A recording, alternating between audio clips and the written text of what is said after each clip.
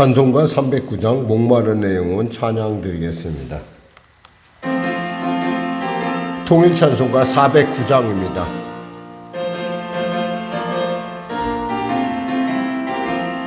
목마른 내 영혼 주가 이미 허락한 그 귀한 영생수 주여 갈망합니다. 그 약속 따라서 힘써 간구하오니 오주여 내 기도 어서 들어주소서.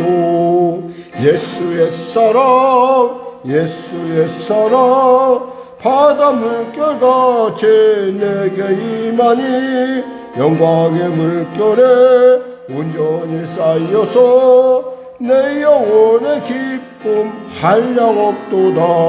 주 내게 약속한 금비 내려주시려.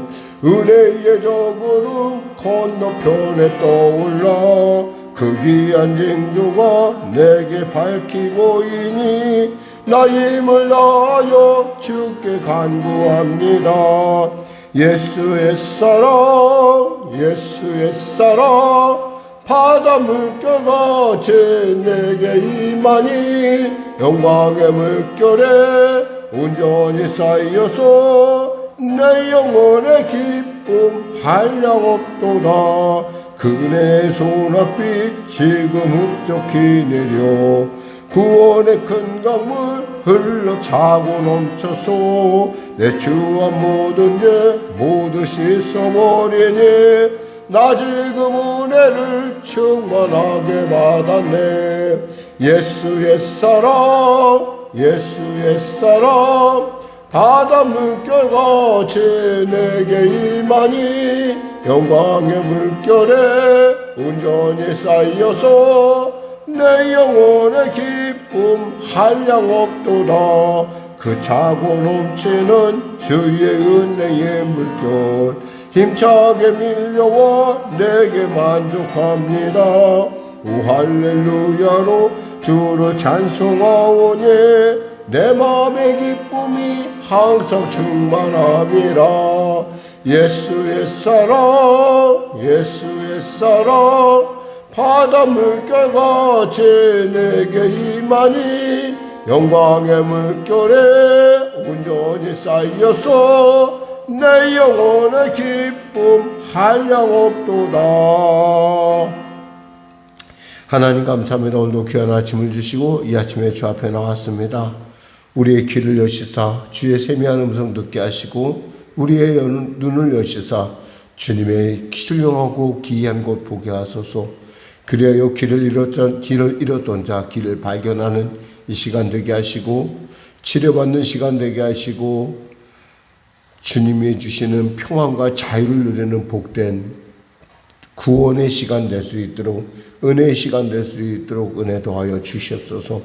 나라와 민족을 불쌍히 여기시고 복음 통일 평화 통일케 하여 주시고 특별히 갈미동 가운데 성시와의 놀라운 은혜가 임하게 하여 주시고 아버지의 교회마다 주님의 놀라운 부흥의 역사와 하나님의 기뻐하심이 충만케 하여 주시옵소서.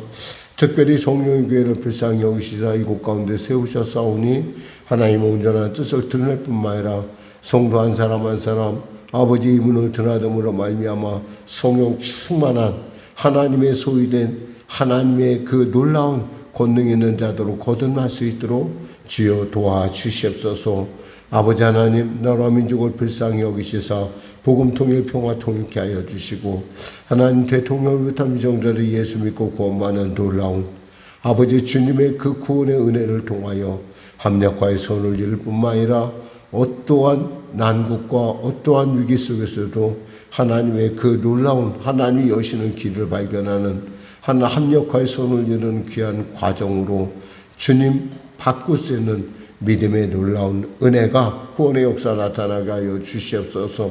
하나님 아버지 우리 성도들의 삶을 불쌍히 여기시고 도와주시고 무엇보다도 주님 다가오는 주일 가운데 하나님의 말씀으로 은혜 나눌 때 성령 충만의 역사와 아버지 그들의 삶을 아신 하나님 그 하나님 전능하신 하나님 만나는 역사 허락하소서. 전쟁이 지구촌을 서럽게 하는 전쟁에 속히 멈춰지게 하여 주시고 전쟁보다는 외교적으로 또 타협함으로 아버지 그들이 스스로 그 자신에게 가장 주어진 그 기간을, 그 시간들, 돌이킴의 기회를 놓치지 않도록 도와주시옵소서. 젊은이들이 지금도 영문도 모른 채 죽어가고 있는 이 참혹한 현실 가운데 하나님, 우리는 어찌 상관없다 할 수 있겠습니까?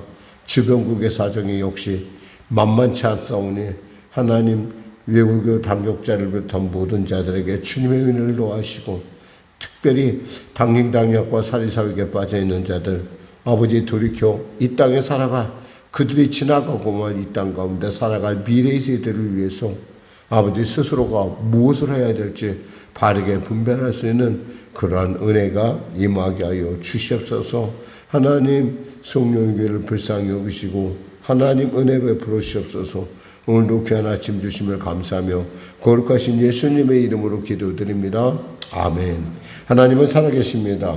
은혜 나누실 말씀은 여호수아 18장 말씀입니다. 여호수아 18장 말씀, 구약성경 346쪽입니다. 우리 하나님 말씀 같이 합독하겠습니다. 이스라엘 자손의 온 회중이 실로에 모여서 거기에 회막을 세웠으며 그 땅은 그들 앞에서 돌아와 정복되었더라. 그러나 이스라엘 자손 중에 그 기업의 분배를 받지 못한 자가 아직도 7지파라.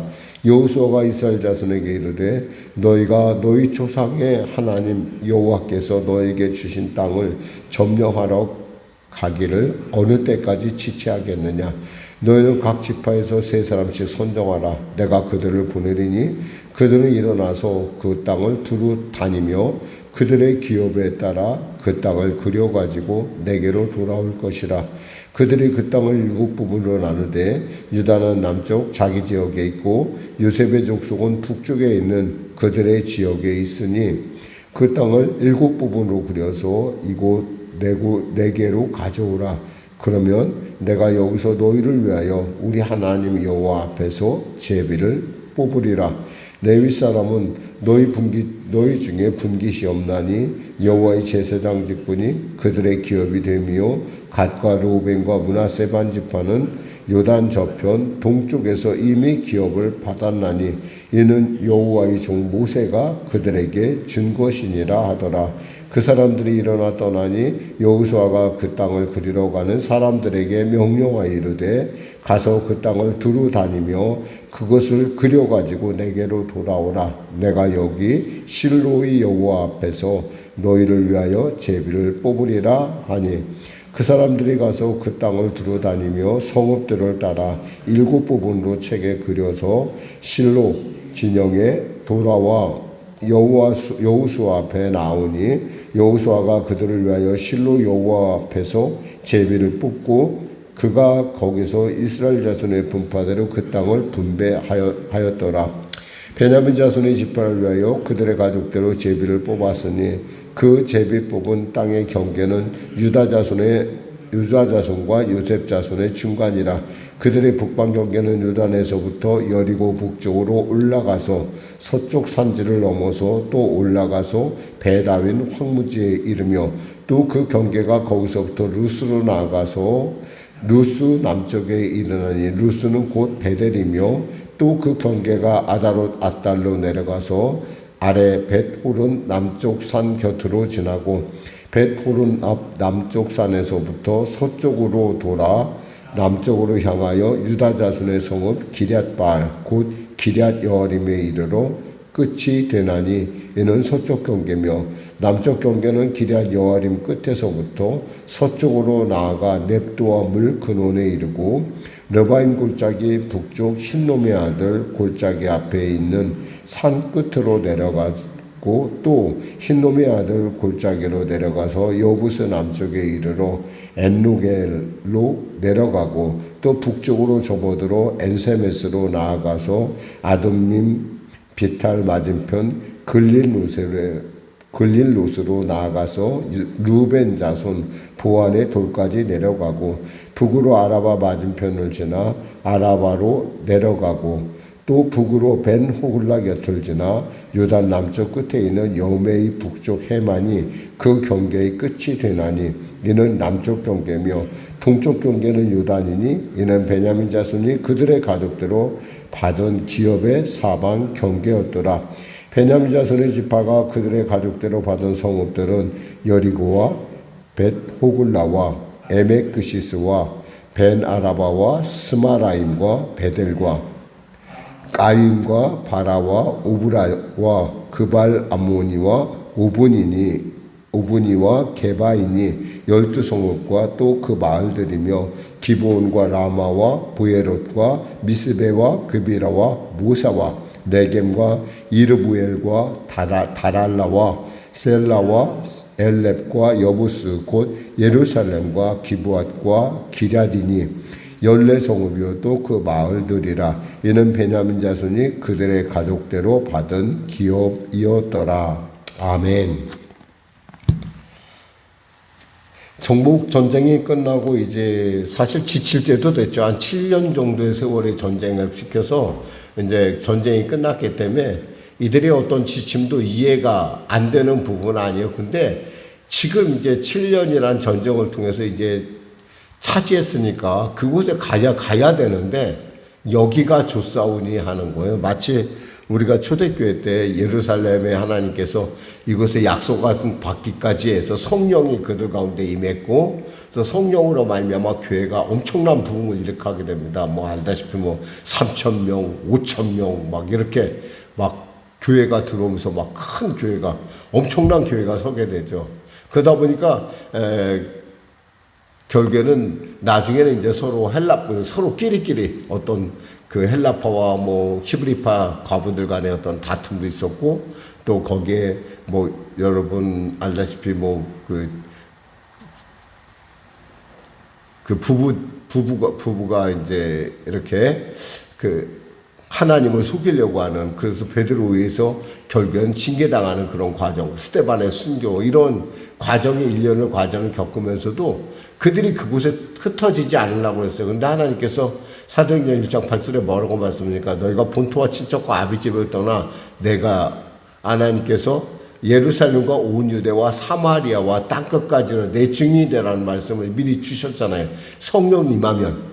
근데 그 말씀을 지키지 않으니까 어떻게 돼요? 결국에 스데반이 순교를 당하면서 결국 사울을 또 그리고 대대적인 유대교의 핍박을 통해서 흩어지게 되죠. 이 흩어진다는 말은 사실은 우리가 쓸 때 보면은 그 하나님께서 그냥 도망갔다는 얘기가 흩어졌다는 얘기가 하나님께서 이제 흩으셨다는 거예요. 마찬가지로 이제 이 상태에서 계속 갔으면은 아마 이들은 흩어질 수밖에 없었을 거예요. 근데 하나님께서는 여호수아를 감동하셔서 여호수아로 하여금 이 일을 어떻게든 해결해야 된다라고 하는 어떤 감동을 주죠. 사실 지금 땅은 어떻게 분배되어 있냐면 이 북쪽은 요셉 지파가 차지하고 있고 남쪽은 어떻게 됐어요?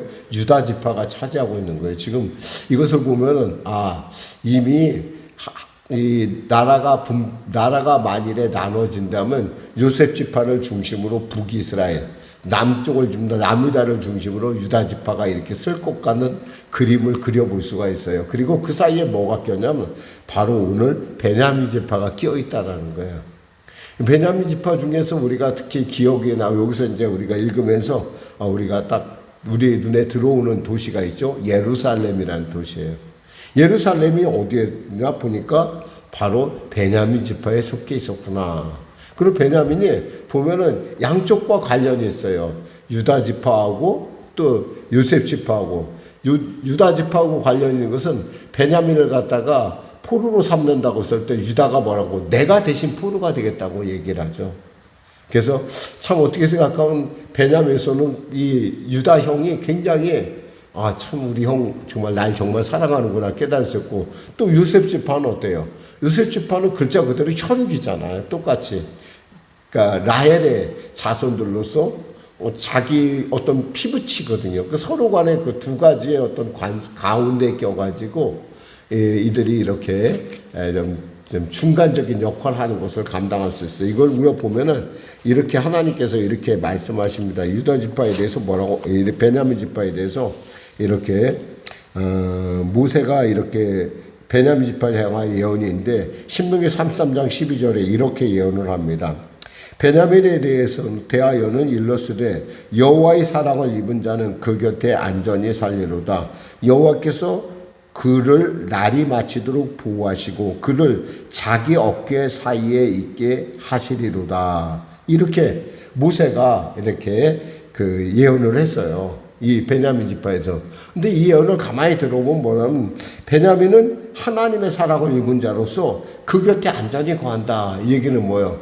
베들레헴이 그 안에 아니 예루살렘이 바로 그들 안에 있다라는 거예요. 그러니까 종교와 정치의 중심지에 바로 예루살렘이 있고 그 예루살렘에 누가 베냐민 지파가 그곳에 살고 있다라는 것이요. 또 보니까 여기서 보니까 그를 어깨 사이에 있게 하시리로다 그랬어요. 어깨 사이에 있다는 건 뭐예요? 어깨와 어깨 사이에 머리가 있잖아요. 그만큼 하나님께서 그를 보호하신다는 거죠.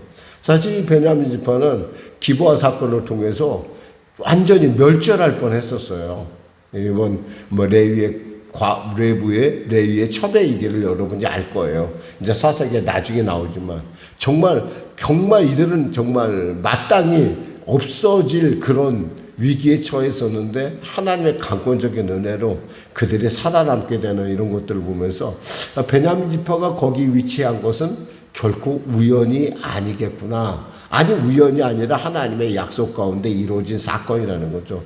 그래서 이들이 이 베냐민 지파를 나눌 때 어떻게 나눴어요? 제비를 뽑았다고 돼 있잖아요. 제비를 뽑는다는 거 여러분 뭐 제비 뽑아본 적 있어요? 저는 한번 제비를 뽑아본 적이 있어요. 저희 교회가 이곳에 올 때 우리 교회의 어떤 그 행정적인 몇 가지 이제 그 편익을 놓고 이것을 누가 차지할 것인가 그래갖고 세 교회가 같이 이제 제비를 뽑은 적이 있어요. 그 세 교회가 같이 뽑았는데 그때만 해도 이제 뭐 그림도 아직 안 그려질 때였어요.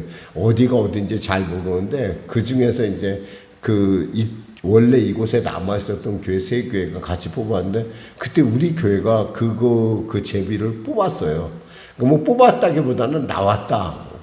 하나님 앞에서 교회 셋이서 했으니 당연히 하나님께서 그 분배해 줬겠죠. 그래서 우리 교회가 이 어린이집을 이렇게 포용하게 된 이유도 있어요. 사실은 어린이집을 한다는 건 그 당시에는 처음에 우리가 교회 갈 당시에는 조금 교회에 유익했는데 사실은 별로 크게 교회에 유익하지 않고 어떻게 생각하면 공익적인 부분에 우리 교회가 그곳에 쓰임받고 있다고 지금 저는 이렇게 보여지고 있습니다. 이런 것처럼 이 제비 뽑는다는 건 뭐예요? 여기서 제비 뽑는 단어를 가장 우리가 한마디로 그 의미를 알 수 있는 것이 하나님 앞이라는 여호와 앞이라는 말이에요. 여기서 보니까 뭐라고 얘기하냐면 이 6절에 보니까 그 땅을 7부분으로 그려서 이곳으로 내게로 가져오라. 그러면 내가 여기서 너희를 위하여 우리 하나님 여호와 앞에서 제비를 뽑으리라.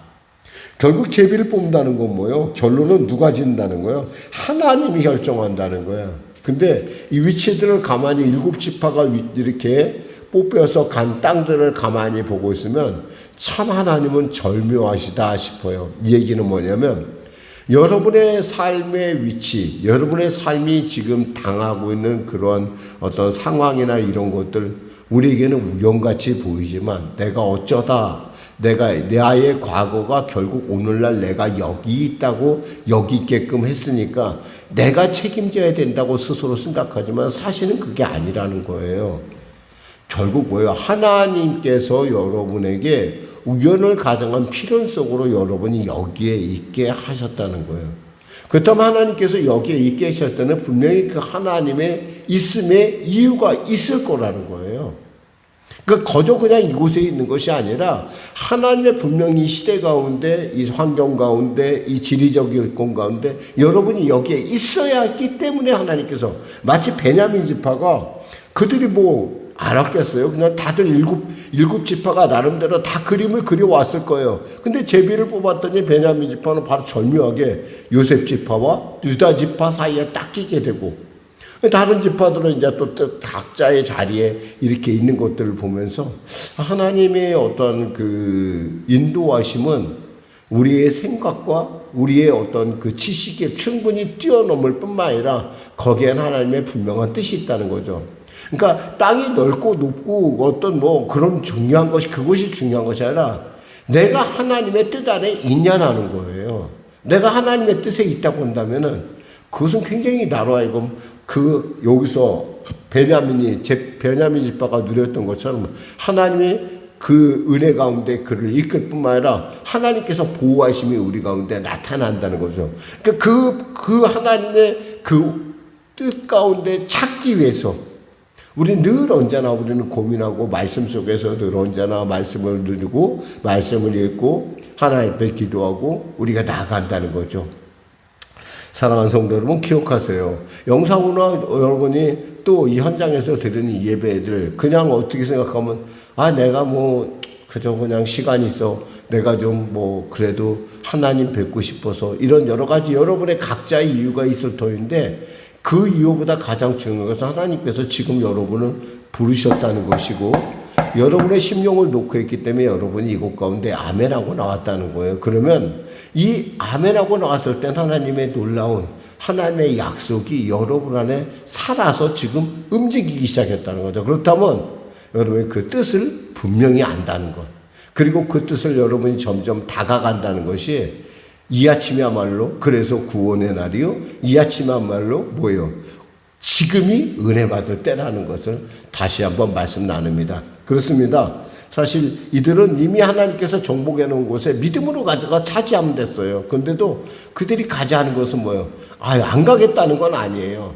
근데 내일 가겠다는 거예요. 지체하겠다는 거예요. 다음에 가겠다는 거예요. 좀 괜찮아질 때 가겠다는 거예요. 괜찮아질 때 일을 시작하겠다는 거예요. 요즘 참 한국교회 이슈가 되는 게 가나안 성도들이에요. 가나안 성도가 뭐냐면 뭐 여러분 어떻게 좀 가나안이니까 좋지 않을까 하는데 안 나가 성도를 안 나가라는 것을 가나안이라고 하거든요. 요즘 교회들 안 나가요. 왜?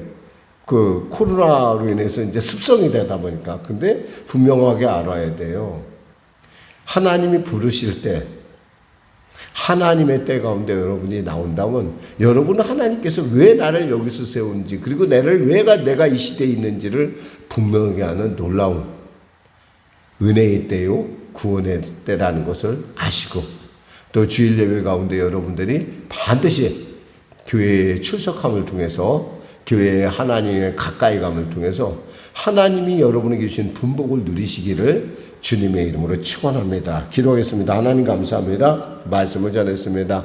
사랑하는 우리 성령교회 성도들 오늘도 영상으로 또 아버지 또 이 현장에서 예배를 드립니다. 사랑하는 성도들 삶 가운데 내가 왜 지금 이 시간에 내가 지금 깨어 그리고 내가 이 예배를 참여하며 그리고 내 시대 가운데 그리고 나의 가정이 나의 일터가 나의 삶이 왜 여기에 있는지 스스로의 자신을 탓할 것이 아니라 그곳에 서게 하신 하나님의 온전한 뜻 가운데 그가 있음을 알게 하시고 하나님의 그 뜻 가운데 있다고 한다면 합력하여 선을 이루어가는 과정이라는 걸 알고 우리가 무심하게 지나가고 넘어갈 것이 아니라 주님의 때 가운데 주님의 부르심에 순종하는 그래 지금 구원의 날 지금 은혜를 받는 성도가 되게 하여 주시옵소서. 예수님의 이름으로 기도드립니다. 아멘. 우리 말씀 생각하며 찬양하고 기도하겠습니다. 찬송가 419장입니다. 주 날개미 내가 편안히 쉬네요. 찬양 드리겠습니다. 통일 찬송가 478장입니다.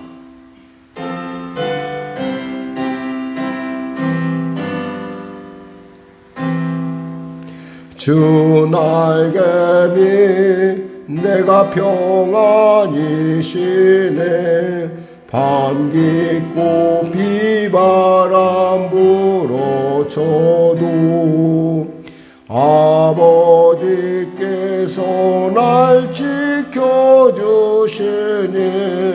거기서 평안히 쉬리로다. 주 날개미 평안하다 그 사랑 사랑 끊을 자니뇨 주 날개미 내쉬는 영원히 거기서 살림 주 날개미 나의 피난처 되니 거기서 쉬기를 원하노라 세상이 나를 위로치 못하라 거기서 평화를 누리리라 주 날개미 평안하다 그 사랑 끊을 자니뇨 주 날개미 내쉬는 영원히 거기서 살림 주 날개미 참된 기쁨이 있네 고달픈 세상 길 가는 동안 나 거기 숨어 돌보심을 받고 영원한 안식을 얻으리라 주 날개미 평안하다 그 사랑 끊을 자니뇨 주 날개미 내쉬는 영원히 거기서 살리